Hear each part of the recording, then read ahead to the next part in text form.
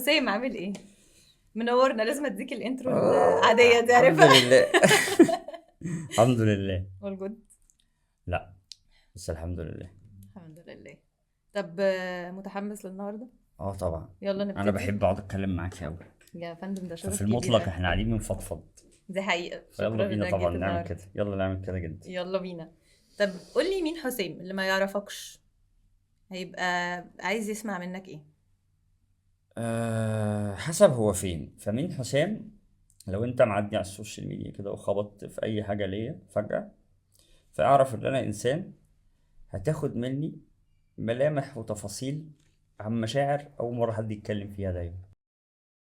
فانا شخص از سيرتيفايد برضو، يعني الناس اللي مهتمه بهذه الشهادات الجميله، بوست في سايكولوجي للمهتمين كوتش كده. بشهاداتي فاحب اقول لكم انا فاهم. ان انا بوست في سايكولوجي كوتش 2019 و2017 بزنس اند كارير كوتش، واخد 2021 اوكسفورد سايكولوجي 1 و 2.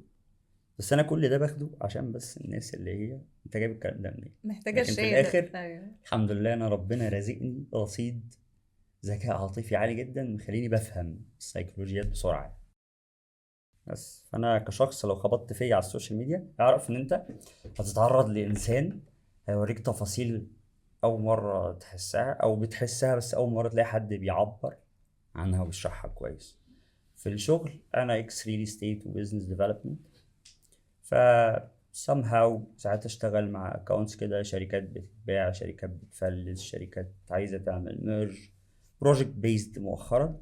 بس انا بدرس تغيير الكارير بتاعي اللي هو عظيم قوي وفيه بطولات الناس تشوفها بقى كتير قوي، حكيتها قبل كده. بس وبحب التفاصيل قوي بقى قوي. تفاصيل زي ايه؟ اي حاجه فيها تفاصيل في الدنيا. يعني معايا جيب بانجلر بقى لها 3 ايام، بتاعت صديقة كده عزيزة عليا أوي، بنشتغل مع بعض من زمان. انا بقالي فتره بحب اخد عربيات صحابي وارجعها زيرو بجد. فارجع الفبر اعمل له ريستور كله، سخن عليه بقى فاهمه، اقعد اغذيه بقى فاهمه بالمواد بتاعته كده 3 4 ساعات ورا بعض. انضف فاهمه الريش بتاعت التكييف دي كلها، الحافه بتاعت الباب لما تفتحيه في حافه بتاعته تحت، دي لما بتتلمع بتديك الثري دي بتاع الباب الزيرو اللي اول مره تشوفيه. اوف. فانا بعمل بقى كده بقالي شويه، زي الصوره اللي وريتها لك دي، العربيه دي كانت رايحه في 60 داهيه اللي وريتها لك دي، خطير ما شاء خطير. الله خدت مني يومين جمال. طب ودي ايه، دي هواية فبعمل يعني؟ كده اه. دي هوايتك يعني؟ هوايه وديفنس ميكانيزم. لان انا لما بتوتر، يعني انا كل الناس بتنصح بعض في عالم الصحه النفسيه اقعد مع نفسك، انا القعده مع نفسي خطر، فلازم ادخل لها حاجه، فلازم يبقى في حاجه بتحصل عشان انا ما اقعدش مع نفسي. يعني بما ان الاسئله كلها النهارده هي عني، والقعده النهارده انا عارف ان هي عني، فلازم يبقى في ايدي او في جيبي حاجه هطلعها، زي دي مثلا اللي قاعد بفرك بيها، او زي انا ما بشربش سجاير مم. بس دي ولاعه فاهمه اللي هي نسيتها في العربيه، لا أهي. دي عشان اقعد افرك فيها وافتح فيها فاهمه.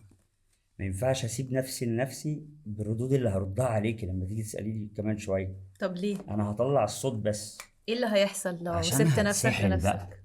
عشان انا لو لقطت مثلا في اجابه من الاجابات وانا بجاوبها لك جانب مثلا استياء، بلاش حزن، استياء شويه اني مش لاقي المصطلح، فانا هروح ادرس سلسفين اللي جابوا ام اللغه المادة العربيه كلها. كلها فاهمه ايوه. عشان اعرف المعنى المظبوط لما اجي احسس كذا اقول ايه. ايوه. فلا فبحب فبقيت اسحل نفسي في حاجات كتير قوي، اكتيفيشن زي دي، وسكيت الفتره دي اتعلم سكيت. ايه ده، اه نايس. والله العظيم موضوع حلو قوي. نايس. متشوه طبعا بقى في كل حته في جسمي، بتقع بس طبعا، ان اي حد بتبهدل، بيسكيت بس بيبتدي. جميل. بس طب جميل، نايس. الحريه كده، تحس ان في حريه في الموضوع خطير قوي. طب نايس، انا عجبني قوي ان انت ابتديت بشهاداتك. كنت بتشتغل ايه؟ امم بس ما قلتيش لسه مين حسين برضو، يعني شرحت لي كده شوية حاجات. اصل عارفه حسب السياق برضه. مين حسام واسعة أوي، صعب أوي تختزلي 37 سنة وأقول لك أنا كذا وبحب كذا، لأن أنا صح جدا. اتعلمت آخر 3 4 سنين إن أنا ما مش ثابت نهائي. يعني السنة دي ممكن أؤمن بحاجات، السنة الجاية عادي جدا أقول لك لا، مش كنت غلط، مش عارف اسمها كده. يا نهار ابيض، ف شكرا قوي انك قلت كده. زي الشغل، زي أسطورة الشغل. أنا كنت بصدر الناس لحد 2019 القناعة بتاعت شغلك اهم حاجه في حياتك. لا خرا عليك، ولا شغلك اهم حاجه في حياتك ولا الهوا. لا لا لا لا لا. انت اهم حاجه في الحياه، في حياتك انت. فشغلك جزء، فينفعش جزء شغلك يأثر على زي ما حصل معايا تخلي حياتك. علاقاتك الشخصيه. ما امم. كنتش لاقي وقت ابني جوده مع اصحاب، ابني جوده مع حبيبتي، ابني جوده مع اهلي. فوقعت بيلز. شغلك ايه اول حاجه؟ لا، فكر الرأسمالي القذر ده انا كنت من الضحايا بتوعه. فكل 3 4 سنين انا بغير، فاهم؟ فما اقدرش اقول لك انا يعني اللي هقوله دلوقتي ممكن وارد جدا مش بعد 3 4 شهور ايوه. اقعد مع نفسي كده والاقي لا ايه ده. اللي هو انا كنت بفكر بالطريقه دي، فمين حسام؟ بقيت بفكر بايه فمين حسام؟ دلوقتي؟ اه. باختصار دلوقتي. بني ادم، مش باناسونيك. بني ادم بجد، اللي هو السوفت وير بتاع الاصلي بتاع البني ادم، اللي هو فاهمه بيحاول وما بيحاولش وبيجد وبيكسل وبيتشحن قوي وطموح وفجأة محبط وفجأة عايز فاهمه يغير العالم وفجأة عايز ينتهي. بني ادم، بني ادم بيحاول يفهم في إيه الدنيا فيها ايه، وعنه ما فهم يعني مش مشكلة. مش مهم ان مش انتوا توجعوش مشكلة في دماغنا الاخر يعني لو بقى. ما فهمتش مش هبقى زعلان يعني طب عادي. لو قلت لك ان البني ادم ال 100% بتاعته فيها نور وضلمه، تقول لي اه، حسام في برسنتج نور قد ايه وضلمه قد ايه؟ في نور 1% بما ان 99 ده اللي بيصحيني كل يوم الصبح وبيخليني لحد النهاردة ما حاولتش تاني إن أنا أنتحر. إني شفت 1% بجد. إيه اللي هو 1% ده؟ ربنا موجود. حتى لو مش شايف أي evidence في الدنيا بتقول إن حياتك هتبقى أحلى، وده اللي حاصل، بس ربنا موجود. ربنا هو الأمل. ف tangible things، حاجات ملموسة، نور لا، نسبة ضعيفة أوي، ولكن نسبة وتناسب لا، دي قد دي، ومخلاني لا عايش قدام السواد ده كله. طب وهل النور ده بيبقى جوايا ولا ده بره؟ يعني 1% دي قصدك جواك الله ولا هي يمسيه بره؟ بالخير أستاذ مدحت صالح، امم. كان قال النور مكانه في القلوب فعلا. اه انا بحب الاغنيه دي أوي. شيء عجيب قوي، فاهمة إن البني آدم، وأنا برضو كنت بعمل القرف ده، هو غلط، ممكن يبقى صح عند ناس، ماليش دعوة، أتكلم عن امم. نفسي يعني. إنه معلق دايما طول الوقت إن النور ده خارجي، ما هيجي من بره، هيجي مع حد، هيجي مع ترقية، هيجي مع شوية فكة هيمسكهم، فاهمة؟ هيجي مع أي حاجة جاية من بره، في حين إن من جوه الأثر مدته أطول. يعني أنا بحس بحاجة حلوة جدا قوي الفترة الأخيرة دي، آخر سنتين أول ما رحت السعودية، حاجة بقيت أحبها فيا كده، إن أنا ما بعرفش أقول أنا مالي. فلو ماشي في الشارع وفي حاجة، أنا وقفت طريق السويس قسما بالله. عارفة اليمين بتاع مصر الجديدة، أول ما تخلص طريق السويس وهتخش يمين مصر الجديدة، في حفرة على الشمال كده في آخر حارة، على طول دي الناس فاهمة بتلبسها. أنا مرة موقف طريق السويس حارة كاملة فاهمة، وجايب قراطيس وإقماع من العاشر وبسفلت الحتة دي. مش هشتكي، بص أنا بوصل ليه بقى إكستند لإيه؟ ليه؟ عشان أنا بتغذى على الشعور بتاع إن شوف الواد حسام هيكل ده فعله عجيب وغريب طول الوقت. الواد ده تقعد معاه تحس إن هو أخوك كده، صاحبك، تحكي له أي حاجة ومش هتتكسف، مش هتخاف. فعشان أوصل للكاركتر دي لازم أبقى بجد، وأنا مش قدام الناس بأكت از إن فعلا ربنا شايفني. فربنا لما يشوفني هيوريني في عين الناس كلها حلو، فأنا مستور في عين الناس. يعني أنا عندي حاجات زبالة خرا، لو الناس عرفتها عني والله العظيم تولع فيها بجاز، بس مستور في عينهم. ليه؟ عشان ربنا شايف انا as much as I can بعمل ايه حوالين اليوم بتاعي بره عيون الناس. وطول ما في ايدي حاجه بعملها اه والله. طب انا شفتك في موقف لما كنا رايحين، لما كنا مسافرين، كنا اه، فين؟ في المنصوره. منصورة مع شريف. هو ما فيش بني ادم بيبيع حاجه الا لما احنا عايزين نقف نشتري منه حاجه. مم. وشايفه ان دي اكت كانت انسانيه جدا منك، وفي نفس الوقت ما حسيتش ان انت كنت بتفكر فيها، يعني هي جات لك يعني. هو اي بني ادم بيبيع حاجه احنا هنقف نشتري منه حاجه، ذره بقى، كانتالوب، فاهم؟ يعني بطيخ لا، بس يعني فاهم. عارفة زمان ما كانش له تفسير عندي، انا بعمل ده من زمان، بس مؤخرا عشان بحاول افهم شوية في حاجات بتعيس ببقى حمار مش فاهم حاجة لحد النهاردة. بس بدأت أفهم إن الفعل ده مرتبط بيه المحاولات المستميتة القليلة الضعيفة في إني كمقصر مع ربنا في الوصل، فدي صدقات أهي، فاهمة؟ فاللي هو بحكها كده، مش عارف انتظم مثلا في صلاة، مش عارف فاهم انتظم في ان انا ورد، مش عارف ابقى بني ادم محترم عموما في علاقتي مع ربنا. فبحاول اخد اي حاجات رفيعة كده فاهمة تبقى في قلبي اليوم، عشان ايه؟ انا اهو انا معاكم يا مسلمين، فاهم؟ انا معاكم لسه جواكم. فاعتقد ان هو ده السبب اللي بيخليني ممكن اتصرف وانا مش حاسس في حاجات زي دي، لان في اصوات جوايا بتزعق برضه. ايه بقى؟ ايه؟ بتقول ايه؟ ولا سامع ولا راضي. عامل نفسي مش واخد بالي. لا والله بقول يعني ربنا يربيني قوي الفترة دي. فزي ما قال الأستاذ تامر عاشور كده، ولا سامع ولا راضي، وأقول له هموت يا رب يقول عادي، وبيحسسني بذنوبي وبيفكرني بالماضي. متهان أنا فاهمة، ندم على حاجات كتير وحاجات غلط، وناس بتأذيني من غير سبب، مش عارف، وجع. ولا بيديني فرصة كمان هيرجع قلبي زي زمان، نور الحلو ده، قولوا له انتوا سماح. فانا ماشي دلوقتي فاهمه بقى ايه، بوصي الناس، فاهمه ما ايه تحس. اللي لو حصل هتحس ان ربنا بيديك فرصة كمان؟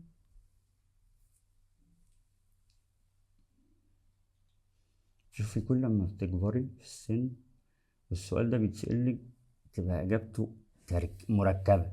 يعني لو انا في الجامعه وبتسالي السؤال ده، ايه اللي لو حصل مش عارف ايه، ان سهلة انا هلاقي اترقى. شغلانه حياتي، ايوه صح، ان انا اسهل. فاهمه استحمى فاهمه في بورتو السخنه، اني اي حاجه يفيد فاهمه اي ايوه حاجه ايوه فاهمه. حاجة. بس دلوقتي مم. لا، محتاج حاجات كتير، مش والله محتاج حاجه واحده بس، لا، مش اقل، مش حاجات كتير صغيره، فاهم؟ مم. يعني محتاج ايه؟ 3 4 سويين بشوفهم مرتين في الاسبوع، وحبيبه متزنه تقبلني زي ما انا، مش بقى وانا معايا وعندي مش عارف ايه، عشان نطلع سوا. وبيت جميل ظريف باصص على جنينه زي بيتي اللي كان عندي، وحتى لو ايجار بقى فاهمه واخد اوضتين من حد بقى، وات ايفر الاستراكشر عامل ازاي، بس انا بكلمك على الصفر. آه، ثبات في الدخل وان قل. يعني انا شغلي عشان بروجكت بيست بيديلي رقم مره واحده، وبعد كده تقعدي تتذلي بقى حوالين فاهمه الناس الزباله اللي بيتعاملوا لحد النهارده مع الكونسلتنتس والفريلانسرز دول، ان اه هم وما فاهمه بيدفعوش عبيد من وبيقعدوا الحبشه، عبيد احنا من الحبشه فاهمه، ملوش حاجه عندنا ولا له سفاره تلم ولا الهوا، اوف. فاحنا لحد النهارده بنتعامل ده.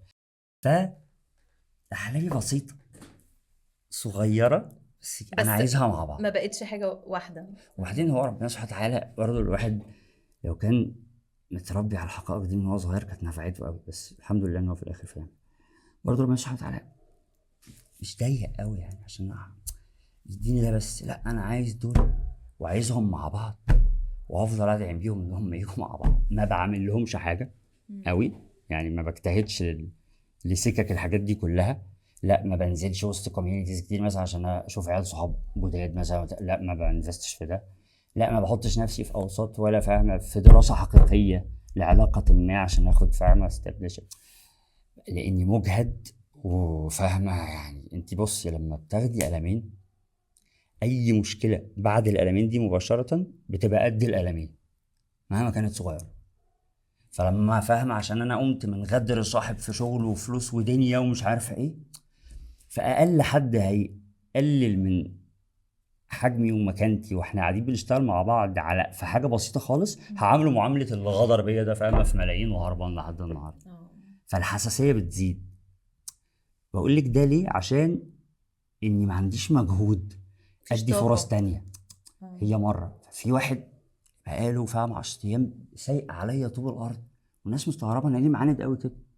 يا جماعه لا، مش قادر. انا تروماتايزد من المشهد الفلاني اللي وانا في مكتبه عمله معايا، حد تاني هيعديه، انا لا. انا نفس المشهد ده خسرت فيه 32 مليون جنيه وسمعه وخرا، وشفت سنتين سواد بسبب المشهد ده. فانا ما بعديش الصغير، لان الصغير ده بيكبر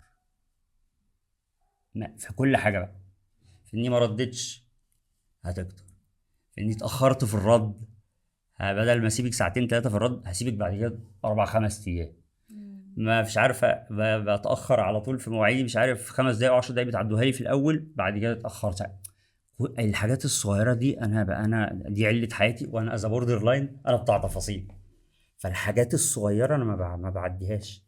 هتشوفيني بقى دماغي ضيقه، عيل فاهمه محسوك، عيل ممحون ملزق، اي وات ايفر ايه، بس ده جمالي اللي انا عارفه. ايه اللي يوصل البني ادم لان هو يبقى في حالة الارتياح دي، انه يقول ان انا هتشوفيني زي ما تشوفيني، هو ده جمالي؟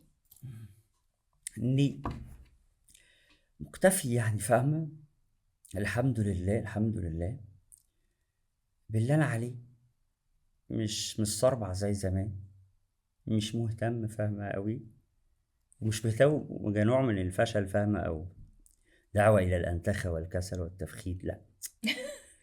بس لا، في حاجات، لا يعني في يوم قمت جعان ومكسل قوي فاهم، ما عنديش تلاجة ومكسل قوي اروح اجيب اكل او اطلب حتى.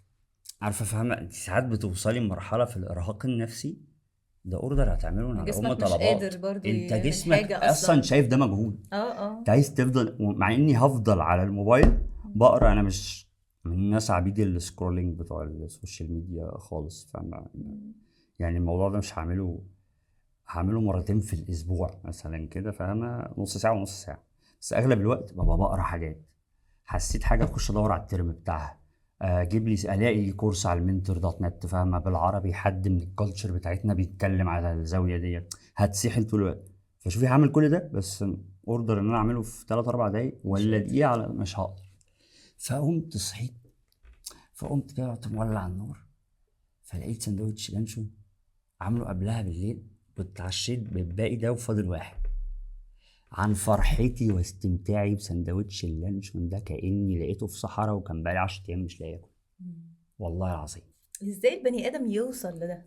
لما ياخد يوصل على دماغه كتير. للاستمتاع باللحظة، الاستمتاع بأبسط حاجة موجودة عنده، يبتدي يركز على هنا، انا هنا ودلوقتي، The وانا power عندي of ايه now. بدل انا ناقصني ايه. The power of now. يعني اسهل حاجه بنعملها، انا ناقصني ايه، انا ناقصني 1 2 3 4 5. اي حد هيسالني ليه انا مش عايش زي بقيه الخلق، عشان انا ناقصني 1 2 3 4 5. صح. بس انا اللي عاجبني فيك يا حسام انه بس انت مبسوط، راضي، عشان أبقى أدق. راضي. الرضا ده مديك احساس ايه؟ مديني إحساس إني بقولك يعني أنا بتغذى متقبل. متقبل أنا شايف حقيقة الموت على الكلمه فكرة. دي؟ أنا بحب سيرة الموت أوي. احكي لي اكتر. يعني أنا بتضايق أوي لما بخش مثلا في نقاشات مع أمي ونجيب سيرة الموت، بعيد الشر، اللي هي أساسا على فكرة بالمناسبة كلمة اسمها مش بعد الشر، تقول لحد اه احنا التراب بنقول بعد الشر بعد عليك. الشر، يعني الشر ده لو حصل بكره فانت هتموت بعده عادي فاهم. انت بعد الشر، هي ايوه. بعيد الشر، يعني ايوه بعيد الشر بعيد عنك الشر، فاهمه ان ده ما اوكي. يحصلش. بس فكنت بتضايق قوي، ماما ده انت مؤمنه جدا يعني، ده الموت ده حقيقه مطلقه جميله جدا. ودخلت معاها لاخر مره وطلبت منها لو جت سيره الموت واتكلمت عنه بايجابيه ومنعتني عندها ماما، انا هبقى متضايق، مش بالعكس، دي مدخل حلو ممكن نفتح بعدين نقاش مليان بالامل. ليه بقى؟ عشان انا الموت بالنسبه لي هو الحقيقة المطلقة اللي بتقول في نهاية. فلو القرف اللي أنا فيه ده كله والوجع والألم ده مخلص، هيخلص بموتي.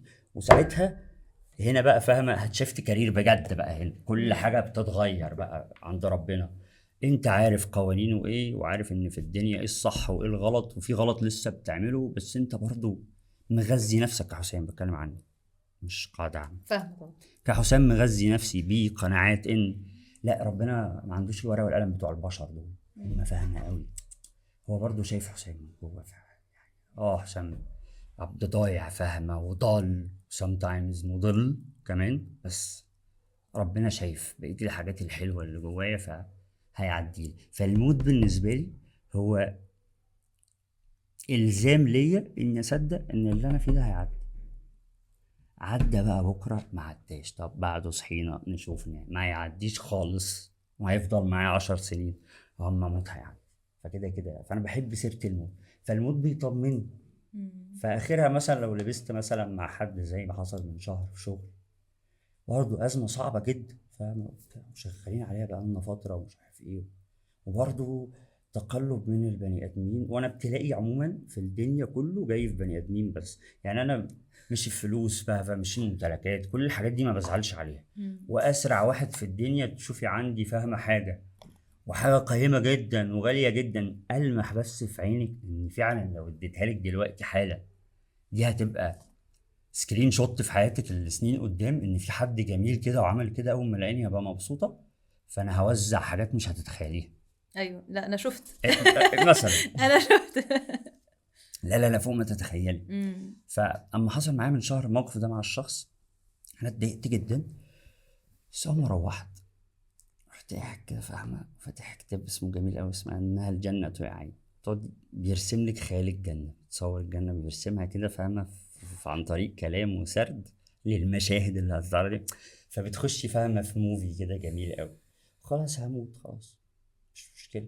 حد تاني يوم على طول كلمني يقول لي حسام يا ابني احنا ممكن نعمل له نوش وبتاع وتاخد حقك مش عارف ايه وبتاع. ما دوشه ليه وانا اصلا شغلي قائم على السمعه. هعمل معاه دوشه يا عم، هيوصل كلام للكومباتيتورز بتوعه، واشتغلت معاهم في يوم من الايام هيبقى حوار. سيبهولي هيجيلي في واسع هناك في الاخر، وهدقه بقى بجد. هناك محدش هيحل حد. فخلي اللي يقبل يقبل هنا. فانا متصالح مع فكره الموت، عشان كده مخلص يعني كله يعني. عاجبني قوي الموضوع ده. هو بس مخليني مستغربة في حتة بسيطة، انه هو حلو طول ما انا موجوع، بس لو اللي انت بتتمناه حصل فمش هبقى موجوع، هيبقى ستيل الموت حلو. شعر لكي لا تأسوا على ما فاتكم ولا تفرحوا بما أتاكم. ربنا عايزنا ان السوفت وير بتاعنا كل شويه نرده لده. ارجع للستنج دي بتاعت جالك الحاجه الحلوه، خلي بالك ممكن ما تبقاش قاعده، صح. الله اعلم. جت حاجه وحشه، الله اعلم، مش ممكن بكره الصبح نصحى على العوض. فخليك لا تفرح قوي بالحاجه ولا فاهمه تهملها برضو قوي. يعني انا في حركه حيوان انا عملتها لما جبت عربيتي الاكس 3. كنت صابر على العربيه دي شهور فاهمه، بكستمايزد بقى انجن، وكنت مسحول شويه. ويوم ما استلمت العربيه جريت على ماي بارتنر وقتها، وريتها العربيه وخدت معايا لفه وروحتها البيت وروحت نمت. انا بعدين اما بفهمني بقى انت ايه يالا ده، يالا انت كان اسمك رابسو بتاخد 180 جنيه في الشهر، راكب اكس 3 بمليون و800 الف في 2019. ده انت بطل، تاخدها تلف بيها مشوار اقل حاجه الغردقه صد رد واسمع اغاني واتبسط وافرح بنفسك. لا رحت اخد فاهمه، هي لفه كده. رحت خدت السيرتيفيكت من حد ان انا جامد، رغم ان انا وانا رايح له في الطريق المفروض ابقى حاسس ان انا جامد، دي بطوله، بس لا لازم حد يقول لي ان انا جامد. خدت السيرتيفيكت دي، خدت تعاملت مع العربيه كانها بنطلون جايبه فاهم، خلاص مش فارقه. والله العظيم. طب هل البوردر لاين ليه علاقه باللي بيحصل معاك؟ طبعا. او تشخيصك يعني كبوردر لاين؟ خليني اقول حاجه عن تشخيصات الصحه النفسيه. انا اسف لو برغي كتير، بس انت الكلام معاكي مهم. انا نفسي تبقى والله شكرا بجد انك مخلصه في السمع، عشان عندنا عجز قوي في الفهم في الاوردر ده في مصر. عندي تعليق صغير على التشخيصات علم النفس. هي موجوده عشان تفهم ايه اللي بيحصل، مش عشان تبقى ليبل تيكت زي بتاع الجلاد كده بتاع سنه ثالثه اعدادي بتحطه كده فاهم. انا اي دي اتش دي ايه يالا ملبوس يعني ايه دي اتش دي كل شويه انا اي دي اتش دي فاهم. يعني افهم ان انت لازم تعمل معايا بطريقه معينه. ايوه، وافهم ان اللي قدامك لو ما فهمش فانت عارف ان اللي انت بتتعرض له ده عشان انت عندك يعني ميكانيزم معينه بتشتغل فيها نفسيتك، فتعامل معاها ان مش كل الناس زيك. فمن ناحيتين يعني انا افهمك وانت تفهمني بالظبط. لازم ابقى انا فاهم الاول انا، لاني مش على فكره لو البني فهم نفسه هيعدي لناس كتير. يعني انا كحسام عشان بتاع تفاصيل قوي، ففي عيل مثلا هعمل له حاجه زي البغل فاهمه رشاد من كام اسبوع، العربيه راجعه زيرو فاهمه، انا مسحول في التفاصيل دي. لا ما انت بتقولي بفرشه السنان بتعمل خدها شكرا سلام عليكم وروح. انا متفهم ان هو تركيبته النفسيه هو ما بيعرفش يشكر. زمان كنت هقف اشطفه، دلوقتي لا. طب معلش فهمت هو ايه. انا اسفه اني اقطعك، بس انت في بودكاست دلوقتي اسمه انساني. واحنا يعني اللي بنحاول نعمله ان احنا نرجع. الناس للآدمية بتاعتهم. ايوه.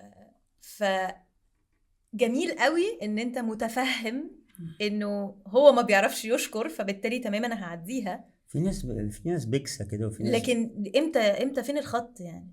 فين الخط ما بين انا انساني جدا معاك وانساني صباح الفل ده مش انا مش هتعامل معاك تاني. فين الخط ده؟ شوفي، أنا بدأت كلامي معاك لما قلت لك إني ما بعرفش أقول أنا مالي على كل حاجة بتحصل حواليا. تخش تشتغل عليه حلو. لازم. بس كل ما هو رد فعل من الناس على غير هوايا بقول أنا مالي، سلام عليكم. مش هقف بقى فاهم ربي، ولا هقف ازعق، ولا هقف اعلمه. في نفس خلاص ما الوقت في فهمش. الشغل بس ده قصاده حاجه، ايه بقى؟ اني ما عنديش فرصه تانية خلاص. زمان كنت بدي فرص تانية، فده بيزعل ناس كتير بعرفها جديده. معلش، انا المره بني ادم له عندي مره واحده. وعشان ابقى محسن معاك، في ناس بقى اللي بشتغل معاه جديد بعمل ايه؟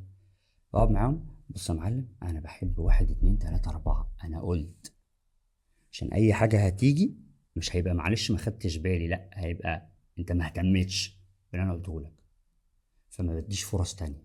فده قد يكون مرهق، لانه بيضيع عليكي برضو حاجات اللي عايزه شويه صبر. هتيجي بالجول، لا مش هصبرهم انا دول، لاني مش عايز اخاطر. لان انا والله العظيم يا كريمان عايش اليوم بيوم، والله العظيم. انا بصحى الصبح بحاول اجمع قوتي اليوم من مشاعر عشان بس اوصل لاخره. مم. مش يعني ما عنديش فاهمة خطط احوش بيها، فاهمة مشاعر لبكرة ولا السنة الجاية، لا النهاردة بس. فده في حد ذاته بيخليني خايف قوي بجد على ان اي حد يضرب لي اي مفك في بكرة. فلا مش هخاطر. طب ولو المفك اتضرب في النهارده، بكره احنا يوم جديد. هنحل. لا احنا النهاردة بنحل، امم. بنشوف هنحل ازاي. بس احنا النهاردة، انا في اوقات بدافع عن نفسي قصاد نفسي بان انا اقول لنفسي يلا مش مشكلة، انا حاسس ان النهاردة الليلة ان شاء الله نروح بقى كده بدري، نغتسل، نصلي ركعتين جمال، وننام، وان شاء الله مش هننام بكره. والله ساعات اقول لنفسي كده، فده يخلص معايا الحوار. اريح. اه، ما هي اكبر مني، لما احس ان هي اكبر مني بس هي اكبر مننا كلنا. فليها اللي خلقها بقى. بس في حاجات نعرف نخلصها، في حاجات انت يا حسام يا هيك مش قادر تعملها. انا خلصت شحن، خلصت، فاهم؟ الرصيد عندي بالحته ديت. خلص الرصيد ولا قاضي اي ما حاجه، بقتش مهتم. اي حاجه ايا كانت هي ايه، بس ده هيحصل. مهما كان البني ادم، عشان يقول لك طبيب نفسي ينتحر في جامعه هارفرد، ايوه يا جدعان، واحد شغلته الشاغله قاعد يسمع علل الناس والامها، ما كفهوش فاهم الطاقه اللي عنده ان هو يواجه ده، فخلص على نفسه، فاهم؟ ما قدرش. انا ساعات والله اقعد اتفرج على حاجات يصعب عليا قوي، رغم ان انا عارف دي قصه مثلا، مش لازم المسلسلات اللي هي قصص حقيقيه، لا ممكن مسلسلات عاديه، لكنها في الاخر المؤلف مستوحيها من روايات قراها وحاجات تتعرض لها او موهبة عنده او بيترجم مواقف حواليه، فهي برضه في الاخر حاصلة. بس مفيش ناس اتكلمت عنها فهو طلعها في مسلسل. انا ممكن اتأثر بمسلسل يقعد معايا حلقة واحدة مثلا اشوفها تقعد معايا اسبوع، مسحول انا بقى ورا ده. فكل لما اقابل حد صاحبي ومراته بقول لك خد بالك بقى ان هي دلوقتي مش عارف ايه، مسكت التليفون يبقى ملت، يفتح معاها اي حوار في اي حاجه، الحوار ده بيؤدي لكذا كذا كذا. ده تبع البوردر لاين عشان بتركز في التفاصيل. تفاصيل فوق ما تتخيلي، تفاصيل عايزين نسأل أسئلة البوردر اه لاين بقى اتفضلي طبعا. عبد تفاصيل. طب هل انت مرتاح ان الناس عارفة ان انت عندك بوردر لاين؟ مش مهتم، مش ايجو ولا حاجه، انا اهيف من ان انا ارسمها على حد. بس فعلا انا لكم دينكم ولي دين، انا بتعامل كده مع فاهم عللي النفسيه. ازاي وصلت للتصالح ده؟ ما اعرفش، حصل بالممارسه، حصل والله ما عنديش فاهم. والله لو في حاجه اقول لك انا اشتغلت عليها اقول لك بصراحه، بس في حاجات فعلا ستر بقى، ده ملمح من ملامح الستر بتاعت ربنا. يعني القصة اللي حسام بيقولها لحسام اللي مخليه he's okay مع انه متشخص in public بحاجة معينة تبقى ايه؟ انا بحس somehow اني البروتوتايب بتاع البني ادمين، يعني ربنا سبحانه وتعالى خالق شويه بني ادمين كده دول عاملين زي البروتوتايب، دول احنا هنطبق عليهم بدري قوي حاجات عنيفة جدا، عشان دول اللي هيعرفوا يتكلموا عن الحاجات دي، فيلحقوك انت بقى قبل ما تخش السكة دي من بدري لما تسمع منهم قصته. فانا بحس ان ربنا بيعرضني لحاجات كتير قوي عنيفة قوي بدري قوي وانا مش قادر، بس جاس وات بتعدي الوقت وبلاقيني بقدر، لا وبقدر اتكلم عنها عادي، مش بقى تروما ما جيش جنبها ولا بتاع ولا حاسس لها، بقدر اتكلم عنها وافصصها عادي واعترف عادي بالغلط اللي عليا فيها والحقوق اللي ليا فيها.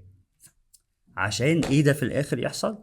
عشان في حد لا هيلم نفسه في العصبية عشان ما توسعش منه كده، عشان ما تبقاش كلمة انت طارق سهلة، عشان نشرح له التروما بتاعت صاحبي اللي جه خبط عليا 3 الفجر مقهور وبني ادم فاهمة يشرف بلد، بس ندمان على انه 3 مرات وهي خلاص لو اتشال واتهبد وهما بيحبوه مش هعرف يرجع لها. لازم راجل تاني يخش في الموضوع. الحقيقة دي فشخة. فأنا لما أشرح حاجة زي كده وأقعد أتكلم عنها بتفصيلة، في واحد هيلم لسانه شوية، يتعصب على مراته في البيت ولا عياله ويشتم، مش هيلم لسانه، عشان دي تروما العيل صغير اما يشوف منظر زي ده وانت بتقول لفظ زي ده وهو صغير، شايف امه اللي هي المفروض تتقدس وبتاع ومكانه تقال لها كده، فعادي جدا ان هو يعمل كده في بيت ناس وانت هتروح تدافع عنه، فهتبقى انت وهو منظركوا زي الخرا في عيون الناس حتى لو مالكوش. في ناس كتير على فكرة عايشة كده. طب وانت دورك ايه هنا؟ دوري ان انا هايلايت بس. وعلى فكرة انا ما طلبتش الدور ده، هو اتحط لي وانا ماشي، فانا مش ولا بنظر فاهم على حد ولا فاهم بعتلت على حد ولا لا. انت بتجيلك مسجات كده كل يوم انت عايشه، بتلاقي نفسك بتشير مع الناس؟ بس يعني انا بقالي اسبوع حرفيا ما بنزلش حرف. ليه؟ مش عشان اي حاجه فاهمه مريبه في الموضوع، الفهم اللقطه الجديده بتاعت ان انا باخد عربيات صحابي كل يومين، اخد عربيه تقعد معايا يومين افور اللي جاب، فمستمتع متناغم متوغل، فحتى ما بقتش زي الاول طب اصور دوت، لا لا لا ام ان يعني والله العظيم لسه. وصاحبتي بتاخد العربيه بتقول لي انت طب ما فيش بيفور ان افتر، قلت لها انا مش انا فاهمه باسم يوسف بيفور ان افتر ايه، انا فاهمه مش انا ان في تفاصيل مرعبه اتصورت ناس تاخد بالها بعد كده من حاجات قدام. يعني في حاجات خصوصا في العنايه بالاشياء، لو عملت الحاجه النهارده وبكره وبعده 10 دقايق مش هتضطر تعملها في يوم من الايام 8 ساعات لمده شهر وانت بتلحق بقى فاهمه، ومش هتطلع برضو زي الاول. ففي تفاصيل معينه والله بجد ببقى عايز دي تتنقل للناس بس ان براكتس واي بقى فاهمه، ان براكتيكال واي بطريقه واضحه بقى بطريقه كده. واضحه ومصوره. مم. بس ابص لنفسي في الاخر لا ما تفسدش على نفسك بقى حوار تجيب كاميرا وهتثبتها ازاي والموبايل وهيقع، انا مش عايزين الخوته دي، خلينا نركز. فما بقتش حتى اهتم، انت عايش الحاجه، مستمتع بالحاجه اللي انت بتعملها، فمش مهتم. طب لو انت بروتوتايب هتبقى بروتوتايب لايه؟ هبقى بروتوتايب ليه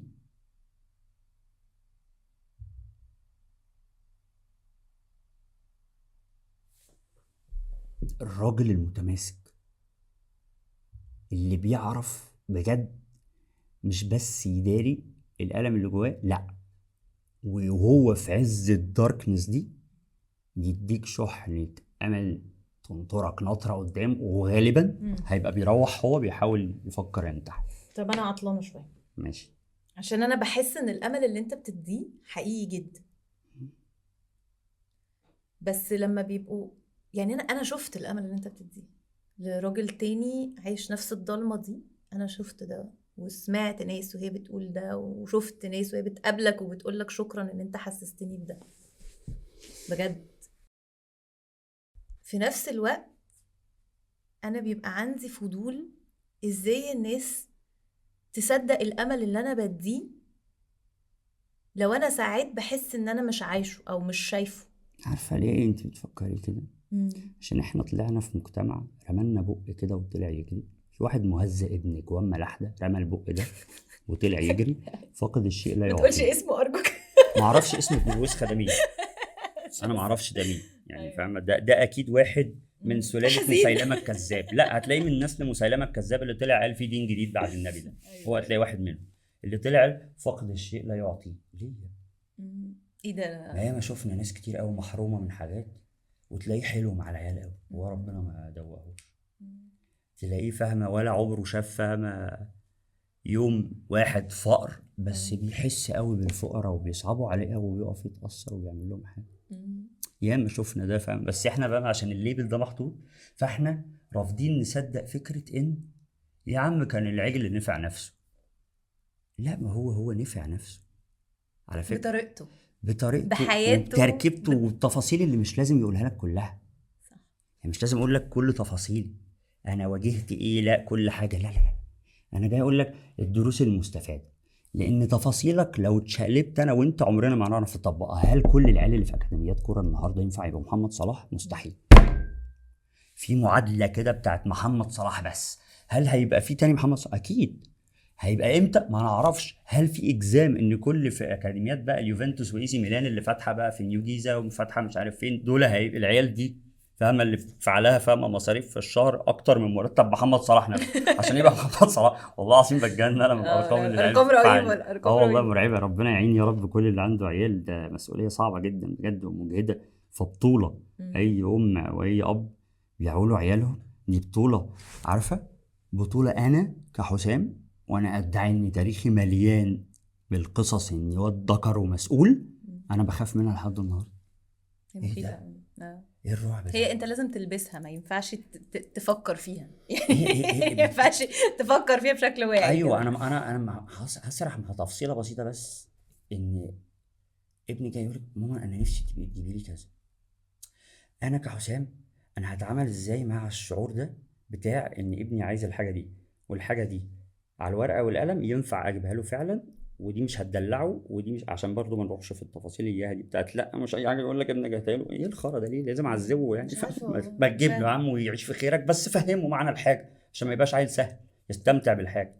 فانا كحسام مش قادر اتخيل ان انا اقدر اعيش معاه الفتره اللي هحوش له فيها فلوسها مثلا واجيبها له دي. انا هعيش كل الهيلث. يوم مع الشعور ده ازاي؟ لو جه سالني في النص، يعني لو قلت له هجيبها لك يوم 8 مارس اللي جاي، لو جه فاهمه في يناير سالني انا هتقهر اني لسه مش قادر اجيبها انا بتقهر وانا عارف. فبرافو ان انكم قادرين تواجهوا المشاعر ديت وقادرين تتعاملوا معاها وتطلعوا عيال سويه برضه في الاخر، عيال صبوره لسه ما جاتلهاش الحاجه. برافو. احنا قلنا ده ليه؟ احنا كنا في انت بروتوتايب للراجل القوي، للراجل المتماسك المتماسك. الراجل اللي لما تحصل الدنيا تربق بس في حاجه مهمه لازم تحصل دلوقتي هيعملها، وكمان بوردر لاين، وهيعملها ان اديني بقى مور ديتيلز. هل بقى انت كبوردر لاين راجل متماسك لو حط حاجه في دماغه هيعملها؟ انا كده فاهمه صح؟ صلحني لو بقول حاجه غلط. بوردر لاين ابيض واسود، ما عندناش رماد. طب ما ناس كتيره قوي بتقول انا لا لا لا، انا اكستندت مسلسل يو. يعني شفتي؟ ممكن تموت حد؟ لا طب ايه؟ بس ممكن اموته في قلبي عادي جدا وتستغربي ان انت انتهى، ما بقتش تقابل فلان. انتهى في ده حياتي. انتوا يا ابني كنت انت فلان ما رحتش حضرت فرحه. ما رحتش حضرت فرحه عشان لما جيت له وانا عيان بموت في جد كتابه ده منظر تيجي بيه، قال لي كده هو مش عارف. ده منظر تيجي بيه عشان لابس كاجوال، مش ممكن يبقى بيهرج معاك عشان لابس كاجوال. بعت لي صور كاتب الكتاب بعدها، يعني الموضوع خلاص عدى عليه كام يوم. بعت لي صور عاجبك منظرك كده، يعني الموضوع مأزمك وتهني وانا جاي لك من محافظه لمحافظه عشان احضر مناسبه مهمه زي دي. طب مش رايح الفرح، فانت مش قابلني زي ده عشرة 15 سنه فاهم هضيع ايفنت مهم ازاي وانا زعلان. بس انا بالنسبه لي دي الفرصه الوحيده بيني وبينك اللي هنتصر فيها انتصار فاينل، اني بجد بتضايق من اسلوبك ده، انك دايما بتمسك في الظاهر بتاع الامور، دايما شكلنا قدام الناس، دايما مش ليه ما بتسالش عني انا يا عم؟ انا حسيت دلوقتي تتحرق بجاز فاهم اللي كنت بتتكلم قدامها دي عشان كذا كذا كذا وضعك في الشغل. مش انت ما حسيتش انك كنت بتسترس على الحكي في قصص اياها اللي انت ماسكها لنا البانه في كل حته في اي شله في الدنيا ان ده بيضايقني؟ دي الفرصه فاهمه بالنسبه لي اللي جت طب وحسيت وهل انت قلت له بوضوح ان ده بيضايقك؟ طبعا كتير، وده بقى 10 سنين فاهمه. فلا في اوقات اكتشفت اصل بصي، بابا وماما بس، ده لاي حد مش حسام بس، بابا وماما بس دول اللي الى حد ما قد يكون مش اجزام عندهم التضحيه 100%. اللي هو هيديك كليه، هيقطع فاهم، هيشيل الاكل من بقه يدولك، معرفش ايه القرف ده ليه اللي بنستخدمه، بس في الاخر هيعمل ايه؟ ايوه. هيعمل الحاجات الاكستريم. بابا وماما بس. غير كده محدش هيبقى عنده استعداد يعني لو عشرة ايه مفيش. دي حقيقة. فبما ان ده معرض انه يحصل، فعادي جدا. انا بالنسبه لي بقى عادي، مش كان عادي، بقى عادي ان خلاص البني ادم ده ياخد اجازه، بسال عليه بقى فاهم، زي ناس تانية كل شهرين فمن كده. هنا البلاك اور وايت، الابيض واسود، بالظبط. مفيش في النص. ليه؟ لان وانا ابيض، انا ابيض، فانا اهتميت وجدع اكستريم وراجل. بقى، ولا عطاء وشرحت بقى مره، لا وشرحت مره اللي بيضايقني واتنين وتلاته وعشرة، وجبتها بطرق مختلفه، وجبتها في هزار وجبتها في جد. ده اسود والله، في سنه لو سقت عليا الاوقاف كلها جايه تشرح لي فضل ان انا ارجع تاني صاحبك مش هرجع. هو ده البوردر لاين، وغصب عني، لان انا بشوف ان تجاهلك الفعل العادي اللي انت بتعمله كل يوم انا بشوفه اذى، يعني يوصل لحد قتل النفس، لان انا عملت مجهودي على اخره، على اكمل وجه معاك. مش العادي اللي هو انا بودك، لا انا ما بودكش عادي، انا بودك. انا لما باجي اسال عليك ابنك عامل ايه، انا بسال بجد. وهقول لك حد بيحصل معايا كده، وهقول لك في النص انا بفرح قوي لما بتكلمني عليه، لما بكلمك وانا متعمد على فلان تحدي، يعني ربنا يحفظه يا رب. هو بقول له كده لفظا، بقول له انا بفرح لما بكلمك كل جمعه في الميعاد الفلاني، وانا متاكد ان انتوا في نادي سبورتنج، انت وابوك وامك وابنك ومراتك، وقاعدين في القعده دي وانت فرحان قوي ان هو قدام عينيك، وابوك وامك ما شاء الله تبارك الله لسه عايشين عشان انت اتكلمت عن ده زمان. فانا ده انت بتعمل ده ليه؟ عشان انا يوما ما لو حصل معايا ده، عايز حد يكلمني عن ده، عايز يبقى عندي فرصه مع ناس بحبها احكي لها انا بروح بدري ليه وبحب مراتي ليه، عايز احكي التفاصيل اللي الناس بتتكسف دي احكي فيها، عايز احكي فاهمه عن خجلي قصاد ابني فاهمه، وانا مش عارف اشرح له كذا كذا كذا كذا. ما عندكش يا ابني حاجه فكرت فيها كده رديت على ابنك ازاي؟ عايز حد اما اقعد معاه كلمني بجد، مش عامل ايه والدنيا ايه. الدنيا كلها هرد الدنيا ايه السؤال ده؟ الدنيا كلها ايه ده؟ مفيش انبياء يا عم قفلت السؤال ده مش عايز الكلام العام، عايز كواليتي. عشان كده بديها في التعامل مع الناس، فباخد بالي وبشكر على ادق حاجات ممكن ما تاخديش بالك منها. صح. زي شكرا قوي انك على الواتساب، رغم ان انا نسيت اليوم التصوير اصلا، فاكره السبت اللي جاي، صاحي في ميعاده. هو كان 3 صح؟ صاحي في ميعاد، انا صاحي وصاحي صدفه اشرب ميه فاهمه صدفه فاتصلت، فاستنيتيني وبعتيلي مسج الوش اللي هو فاهمه بتاع العيد الميلاد ده، اللي هو كويس انك نزلت، حد غيرك جماعات وناس وتصوير وهيديني جد، مش هيقل ذوقه عليا بس هيديني جد. بس ده مش فاهم تفصيلة ان الجد ده ممكن دلوقتي يسيكبني وابقى جاي مش متزن. انت عارفه ده فواخده بالك منه رغم الزحمه بتاعت اليوم اللي فيها، فشكرا انك يو ستيك تو ذس.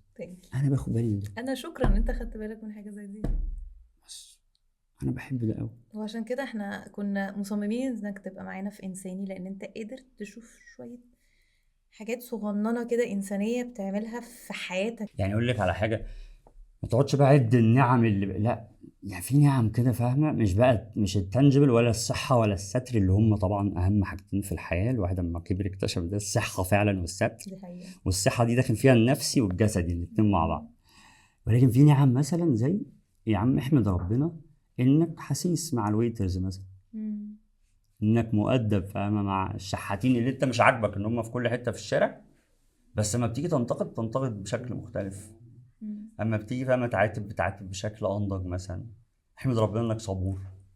ففي حاجات صغيره بتحصل في يومنا وهي رزق وجميل المفروض نحمد ربنا عليها وما بناخدش منها، زي سلوكيات مثلا معينه.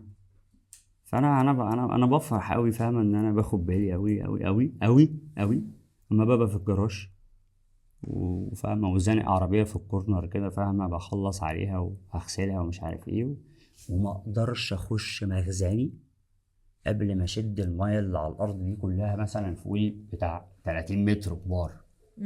رغم ان هم هيعملوا ده ورايا عادي، ده شغلهم، اللي هو الحارس واللي معاه ده شغلهم هيعملوه ومش هيجدوا عليا. والحمد لله رب العالمين تاريخ حلو معاهم وايدي حلوه معاهم، فانا مصدق. بس انا فرحان بنفسي اني عندي نعمه. يا عم ما هو مش معنى ان هو شغله فافشخه. وبعدين تزروات الدنيا الطبيعي ان العربيات بس يبقى تحتها كام ورقه، مش تبقى المايه دي كلها صح تقف مساحه. فانا بحمد ربنا على ان انا بحس اكستند تو اني اول امبارح، وده الطبيعي اللي بيحصل لي كل يوم، اول ما عديت جزيره وفيها رشاش بايظ عندنا في اللوتس انا ضميري وجعني اني ايوه مشيت انا عبيط. سمعتك بتقول كده، ومن يومين شفتها في حته قعدت اقول فين حسام اكلمه دلوقتي انا نعملها ضميري ازاي. وجعني، انا عديتها برافو. وخلاص مروح. مم. انا ضميري يعني ابني لفيت رجعت. انا فرحان ان انا عندي ده، ان انا هبقى الحاجه الحلوه اللي محدش الواحد بيشوفها. يرجع الاحساس ده ازاي؟ يخليه يعني احنا يفهم. عارف اللي هو تحس افتقدناه، احنا بقينا عايشين كده اللي هو بلا قرف بقى، بلا مش عارف ايه بقى، ومش مشكلتنا ما الواحد يركز في قرفه هو. يخليه في حاله اه. ويدور له على صاحب زي حسام هيك. بس انت مش في حالك يا حسام، انت عمال تبص لا في على كل حالي. حاجة مش شغالة ايوه ما ده وتساعد حالي، هنا وتعمل هنا. ما ده حالي. ايوه ازاي قدرت توصل الحتة ما دي هو اكيد ومتصالح مش هو معاها؟ اكيد مش جايبني عشان ادي ريبورت لمدير سادي ابن ميتين كلب في الحياه كلها طول الحياه وبقى بس ايوه. ده اللي بديله ريبورت. اكيد اه. ربنا مش جايبني عشان كده. اكيد ربنا مش جايبني عشان اتابع الابديتس بتاعت مايكل كورس وكوكو شانيل عشان افضل اجيب لك هدايا فاهمه في المناسبات الكتير فشخ اللي بيننا وبين بعض. مم. اكيد هو مش جايبني لهذه الحاجات، فاهمه الليبل دي كلها. اكيد مش جايبني فهو جايبني لايه؟ هو جايبني في الارض في المطلق، مم. اني جعل في الارض خليفه. فحسام يا هيكل بقى، انت اختار انك تبقى خليفه في الرد على الويترز حلو، عشان دول انت اشتغلت زيهم وحاسس العيال دي بيبقوا تعبانين قد ايه ومجاهدين فانا قد ايه. اقدر اختار. فاختار. انا بقى كحسام مؤمن ما تحطش البيض بتاعك كله في سله واحده. فهبقى حلو في الاسفلت اللي في الشارع، هبقى حلو مع الوردة افقص، هبقى حلو مع واحد اقفله فاهم على واحده اقف لها على الدق. اعوذ بالله. الحاجه الوحيده اللي انا عنصري فيها في الحياه سواقه الستات. يعني انا معاكم في المساواه في اي حاول ما حاجه. اخشش معاك في الحتة دي. يعني انا معاكم في المساواه في اي حاجه بجد، الا السواقه يعني لازم نحط فيها حد فاصل. لا يا حسام بقى حرام عليك. ما بقاش في ميدان الجامع واحده ماشيه عكس، دي جايه عكس بتتكلم في التليفون وانا بزمرها ايه مش شايفني بتكلم في التليفون. لا صح معلش كنت طالع من المطبخ. خطيرة. اه لا في ناس. فواحده مم. اقف لها على الدائري 11 الصبح، مم. 11 الصبح يوم الجمعه، مم. اللي هو يعني خلاص الصلاه داخله ساعه، فاللي راح حته راح والشوارع بقى هو على الدائري الاقليمي. مم. ورايح لصاحبي المشعل في الهرم، ما تيجي يا حسين تفطر معايا ابويا وامي انت وحشهم قوي، ده اللي سترني في بيته 6 شهور اول ما جيت من 2007. ابونا اسم الله راضي. ما تجينا حاضر هجيلك. فهو عشان عارف ان انا حتى لو اديت ميعاد ممكن اخد ودي مع نفسي لميول بقى فاهمه عاطفيه، روح لا ده الجمعه بتاعهم ممكن اتحرك فاهم يعني هم اللي طالبيني. برضه العيله واخته ما بتعرفش تتحرك براحتها لان هي محجبه، فبيبقوا اهل بيتهم فبتقلع حجابها، فانا كده هأيدها اليوم كله وانا قاعد عنده، فهاخد بالي بقى من تفاصيل فهو عشان عارف الصوت ده فعادي يزن عليا. فانا وقفت لواحده غير لها كاوتش، فبيقول لي اتصل بيا انت جاي؟ قلت له والله جاي يا عم انا على الدائري اصلا وبغير كاوتش على حد. غيرت لها الكاوتش وقلت لها اقعدي في العربيه، قعدت في العربيه خلصت الكاوتش. فانا صورت نفسي ببعتها له على الواتساب اهو، ده انا بص بعمل ايه صوره. هي شافتني في المرايه، فلما خلصت قلت لها يا فندم خلاص حضرتك تقدري تتحركي. قالت لي انا عارفاك على فكره بتعمل حاجات على السوشيال ميديا. قلت لها اه يعني somehow. قالت لي اه كنت شايفاك بقى في المرايه دلوقتي انت كنت بتصور بقى عشان تبقى بطل بقى انك وقفت لوحده الساعه 11 الصبح يوم الجمعه ومش عارف. اوف. فلقيت ما شاء الله نفسيه حلوه يعني فاهمه، نفسيه مخبوطه تريلا فاهمه، في ده. ترومات مرعبه، في ميكس اه ترومات طبعا. خرا هنا اه فاهمه. طبعا. هبو ده. فعشان انا بحسه وبقراه طب يا فندم عموما انا كنت، وفتحت لها الواتساب بصي انا ببعت لصاحبي باكد له ان انا جاي، بس هو مش مصدق عشان اتاخرت عليه وعلى اساس ان احنا نفطر قبل الصلاه وبشرح لها فاهمه.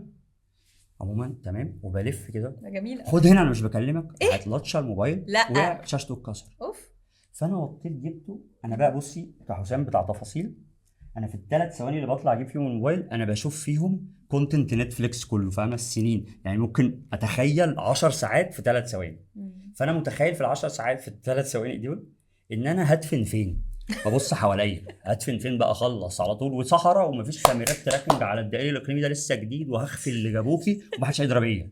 ويوم الجمعه اصلا مستحيل ان انا اصحى يوم الجمعه، فاهمه بتاريخي ريكورد اللي عند الامن الوطني مستحيل اصحى يوم الجمعه الصبح. فبصي خدت الموبايل، رحت رايح راكب العربيه. انا هحكي لحد تاني يقول لي طب زعق لها، طب مش عارف ايه، طب رد ايه، لا انا عشان عارفني يا ابيض يا اسود فانا لازم حالا امشي، لاني لو وقفت مش همد ايدي عليها، مستحيل، ده شرع عندنا في العيله، قصص ممكن نبقى نحكي فيها بعدين على تربيه تعاملاتنا مع البنات والضرب والحاجات. مش همد ايدي عليها، بس ممكن اسمعها سم بدن، انا قادر على ان انا اخليها تروح تنهي حياتها عادي جدا. واو. عشان انا مش، انا حتى بقول لك يعني اسمه ايه ده، بمبم وجمجم، مسلسل جميل قوي بحبه انا، شاهد، كان بيوصف الابراج، اللي هي باي ذا واي انا مش مؤمن بالابراج، بس هي يعني لقطه حلوه نقدر فيها نفتح بيها باترن. حوار مع بعض. طب برج ايه، انا برج ايه، فاهمه، فنقدر صح. لكن مش معقول ان بيلد كل رابور فاهمه برج كده. العذراء فاهمه مش عارفه ايه. صح. فبيقول على برج العذراء سماوي كياد وقطته جمل. انا فعلا كده. لو قررت ان انا في مرتين بس في حياتي هم اللي خدت فيهم حقي من الناس، المرتين انا ندمان عليهم لحد النهارده، رغم ان انا كنت رد فعل انا باخد حقي، بس انا مش هاخده عادي. بس لما بتروح للاسود اكستريم مش هاخده عادي. انا هاخده بقى وهحاسبك، مش ومش على حقي هتنساه. بس التنجبل اللي ممسوك كان فلوس او كان مكانه او كان حاجه بتاعتي، لا، انا هحاسبك على لحظه لحظه انا قعدت مع نفسي مقهور في البيت، دول هحاسبك عليهم. فدول يوزنوا قد اللي انت عملته بالظبط. فعشان كده انا اقبل جدا يطلع عليه سمعه زي ما ده حاصل في وسط البيزنس ديفلوبرز. حسام هيكل ممكن تشغله معاك يا عم وتاخر فلوسه عادي، حسام هيكل عادي ممكن تتفق معاه على رقم وتديله رقم تاني بعدين. ابان هفق احسن ما بان قسما بالله سيريال كيلر في خلال 3-4 سنين، عشان بس هاخد حقي. فانا عشان عارف ده فهسيب ده، فاهم اقصد ايه؟ عشان انا عارف سوداويتي فلا هقبل ان انا يتقال يا عم انت عبيط، يا فلان فلوسك مع فلان، يا عم روح خد فلوسك الاول وبعد كده مش عارف ايه. انا هقبل البقين دول واتعامل معاهم ان هم مش حد بيعيب فيا، لا ده بيقول فيا حاجه احلى بكتير قوي ما يقول فيا يخرب بيت امك ده انت دمرت الواد يا اخي. انا لحد النهارده عايش من المرتين اللي خدت فيهم حقي على جمله واحد يقول لي يخرب بيتك ايه يا السم ده، قلت له عشان 1 2 3 4 للدرجه دي بتركز؟